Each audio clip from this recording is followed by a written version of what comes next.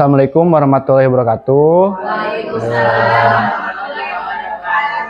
Pertama-tama mari kita panjatkan puji syukur kehadirat Allah Subhanahu wa taala atas rahmatnya, hidayatnya kita bisa berkumpul pada kesempatan ini dengan sehat walafiat. Yang pertama Bapak KS yang saya hormati dan Bapak Ibu guru yang saya hormati, keluarga besar SDN Mayak 1, terima kasih atas kehadirannya pada siang hari ini. Di sini saya akan menyampaikan pengalaman saya terkait tugas dari PKG PJOK pada tahun 2024. Di sini saya akan menyampaikan pengalaman yang saya ikuti sudah 3 bulan. Di sini saya dan peserta yang lainnya juga sama, dituntut untuk mengerjakan tugas rencana tindak lanjut di sekolah. Khususnya saya di SDN Mayak 1 mau mengadakan program yaitu rencana tindak lanjut rancangan pembelajaran berbasis project, yang mana di sini menggunakan sport education model, turnamen bola voli antar kelas. Nah, di sini saya akan mengadakan program tersebut, turnamen bola voli antar kelas, diantaranya kelas 4, 5, dan 6. Nah, yang mana arti sport education model yaitu peserta didik semuanya aktif, yang awalnya dari wasit, pelatih, ataupun peserta ataupun penonton juga sama. Itu dalam sport education model ada ya. Mungkin Bapak Ibu baru dengar apa itu sport education model atau sebut SEM,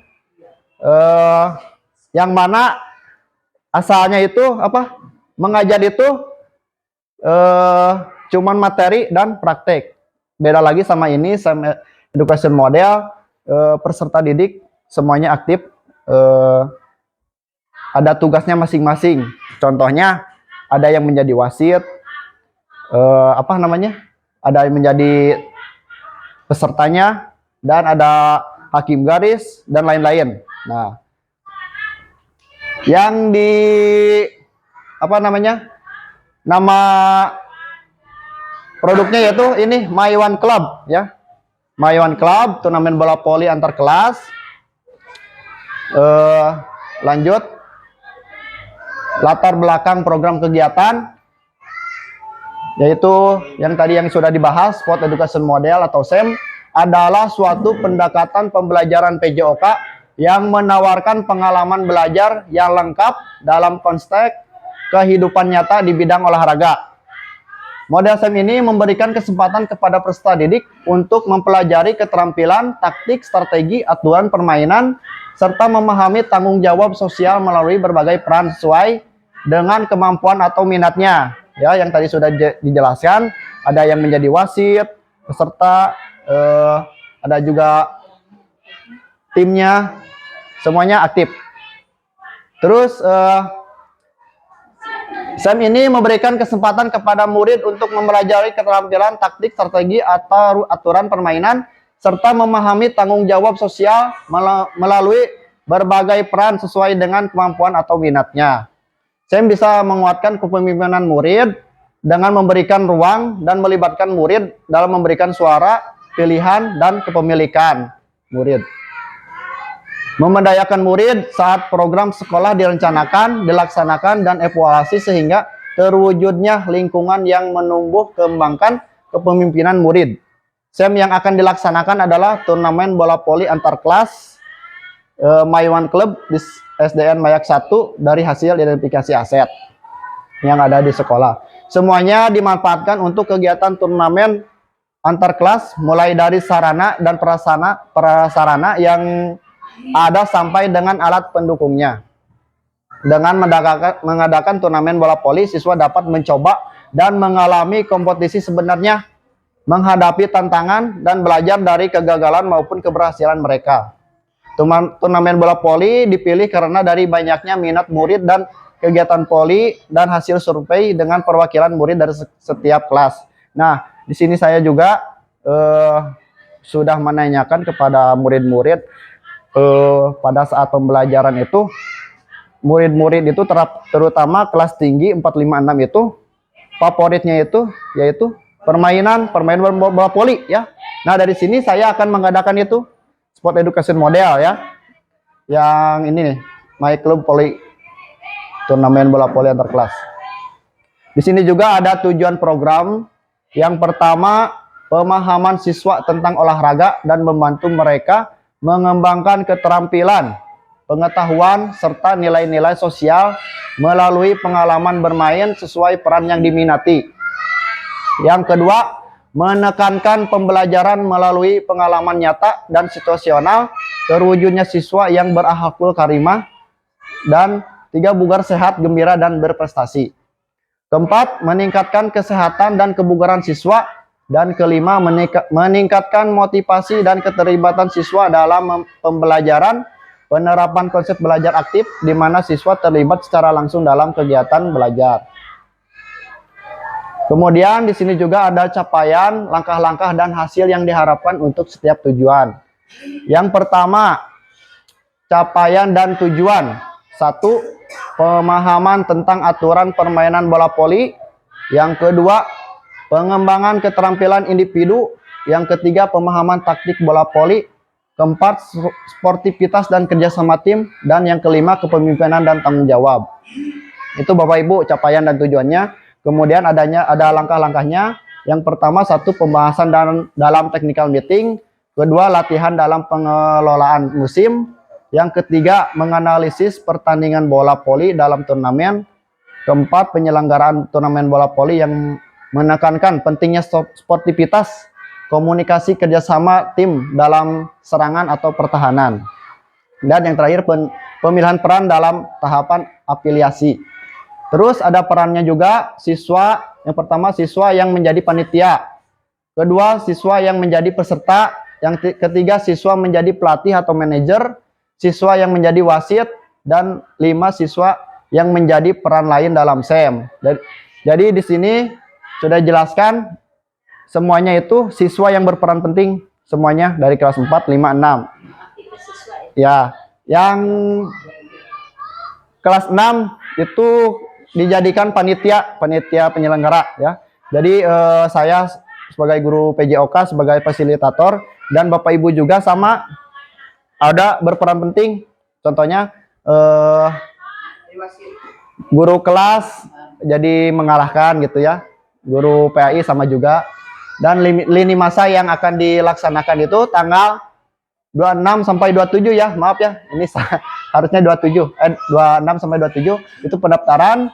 Yang kedua 27 November technical meeting, dan tanggal 28 sampai 30 November 2024 pertandingan pelaksanaan, dan yang terakhir tanggal 30 penutupan. Struktur program dan mitra dalam komunitas belajar. Yang pertama, program kegiatan yang dilakukan termasuk kegiatan kokurikuler ya.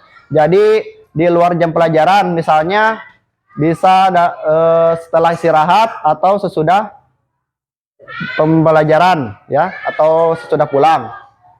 Kemudian murid yang terlibat dari kelas 4, 5, dan 6 baik laki-laki maupun perempuan. Terus waktu kegiatan dilaksanakan untuk memperingati HUT PGRI ya, yang sebentar lagi tanggal 25 November 2004 itu hari ulang tahun PGRI ya. Kemudian dilaksanakan di lingkungan SDN Mayak 1. Kemudian KBS yang menjadi lokomotif adalah Kombel Maiwan Club yang terdiri dari kepala sekolah sebagai penanggung jawab, guru mapel PJOK sebagai fasilitator, mapel PAI yang akan berperan sebagai pengarahan IT terkait publikasi, dan guru kelas berperan sebagai pengawas. Nah, kemudian mitra dan wali kelas sebagai koordinator dengan masing-masing kelas, kepanitiaan, peserta, dan pihak lainnya yang terlibat berasal dari murid dan sponsor dari orang tua ya.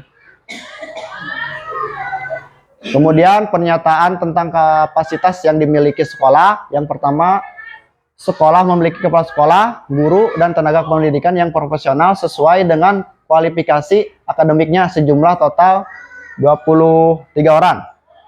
Kemudian murid yang berjumlah 456 ya, 456 orang. Masing-masing kelas akan mengirimkan perwakilan sesuai minat dan bakatnya untuk menjadikan panitia, peserta, wasit, pelatih, dan penonton. Jadi di sini tiap kelasnya ada perwakilan membuat tim, misalnya kelas 4 minimal mengirimkan 2 tim laki-laki dan 2 tim perempuan. Dan seterusnya, dan ada juga peserta wasit, pelatih, dan penontonnya. Kalau panitia itu wajib kelas 6 ya. Soalnya satu tim 4 orang. Ini kan masuknya ke bola voli mini ya. Terus yang ketiga, sekolah memiliki halaman sekolah yang cukup untuk bisa dipakai lapangan bola voli ya. Tentunya di SDN Mayak 1 lapangnya cukup besar ya. Sangat memadai. Kemudian sekolah memiliki jaringan internet yang baik pendukung untuk melakukan live streaming pertandingan. Di sini juga internetnya cukup bagus, bukan cukup bagus, lebih bagus, sangat bagus ya. Memadai, ada wifi, bisa pertandingan ini bisa live streaming ya lewat Facebook, YouTube ataupun Instagram ya. Kemudian sarana dan alat yang tersedia sudah memenuhi untuk melaksanakan turnamen bola voli, mulai dari bola dan jaring. Alhamdulillah SDN Mayak 1 bolanya sangat banyak ya. Scoring board dan peralatan lainnya bisa disesuaikan dengan peralatan yang ada. Kemudian rencana evaluasi, di sini ada 6 tahapan implementasi SEM dalam pembelajaran. Masing-masing tahapan dievaluasi. Evaluasi keseluruhan akan dilakukan pada akhir tahapan, yaitu evaluasi dan refleksi penerapan SEM dalam PJOK. Beberapa hal yang harus dievaluasi adalah: 1. Tujuan pembelajaran, yang meninjau ketercapaian tujuan pembelajaran dalam SEM atau Sport Education Model. Yang kedua, umpan balik dari murid, tentunya tentang pengalaman dalam pembelajaran SEM, mengumpulkan pendapat melalui refleksi. Dan ketiga, refleksi guru, refleksi terhadap perencanaan, pelaksanaan, dan pengelolaan SEM. Kemudian evaluasi kinerja tim, meninjau kolaborasi dan kinerja tim dalam SEM. Evaluasi penerapan konsep fair play, meninjau penerapan konsep fair play dan sportivitas terintegrasi dengan baik selama pelaksanaan. Mengevaluasi bagaimana murid menghormati aturan, menghargai lawan, dan menunjukkan etika olahraga yang baik. Kemudian 6. Evaluasi manajemen kelas dan pengelolaan waktu, efektivitas, keaktifan murid yang terlibat sesuai perannya masing-masing. Nah, di sini kalau ada kegiatan pasti mungkin ada tantangan. Yang pertama, pengelolaan waktu, jadwal yang padat dan keterbatasan waktu dapat mempengaruhi penyelenggaraan, yaitu faktor alam, cuaca, karena lapangannya outdoor akan sangat berpengaruh kondisi cuaca ya. Kita tidak tahu cuacanya, pasti ada, misalnya ada hujan ya, itu tantangannya. Yang kedua, motivasi peserta. Peningkatan motivasi peserta dapat menjadi tantangan, terutama jika mereka mengalami kegagalan atau kekalahan selama turnamen. Itu pasti tantangannya ada ya. Kalau siswa kalah, contohnya di SD ya, tingkat dasar, pasti tingkat motivasinya itu sangat kecil ya. Yang ketiga, manajemen tim. Kesulitan dalam manajemen tim termasuk perbedaan kemampuan, kepribadian, atau konflik antar pemain. Di sini juga pasti ada tantangannya. Peserta didik kelas 4, contohnya kelas 4 dan kelas 5 pasti ada tingkatannya berbeda ya. Pasti dalam manajemen timnya itu pasti ada kesulitan. Jadi di sini bisa ada berperan ya, tadi yang sebut wali kelas, ada pengarahan atau guru mapel dan seterusnya. Kemudian evaluasi dan umpan balik, memberikan evaluasi yang efektif dan memberikan umpan balik yang konstruktif kepada setiap peserta. Kemudian 5, keterlibatan orang tua dan komunitas.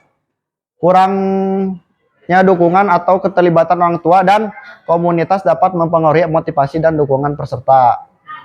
Kemudian sudah ada tantangan, pasti ada solusi ya.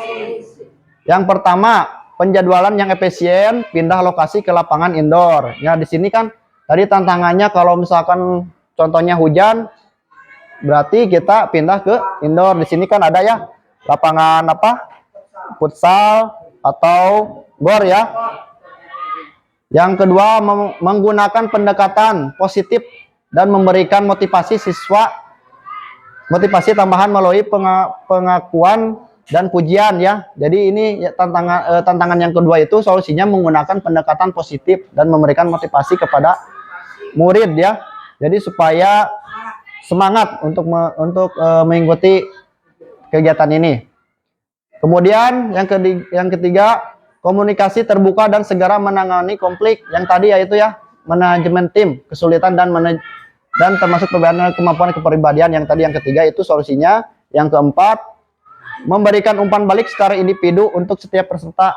Jadi ada umpan baliknya ya, secara individu untuk menetralisir kesulitan yang diberikan. Kemudian mengadakan pertemuan dengan orang tua untuk menjelaskan tujuan program. Nah, di sini yang kelima tadi keterlibatan orang tua dan komunitas supaya dukungannya tercapai, kegiatannya lancar, kita harus mengadakan pertemuan dulu dengan orang tua untuk menjelaskan tujuan program apa yang kita buat. Nah, itu mungkin tantangan dan solusinya. Terima kasih atas perhatiannya Bapak Ibu Guru, saya ucapkan terima kasih banyak.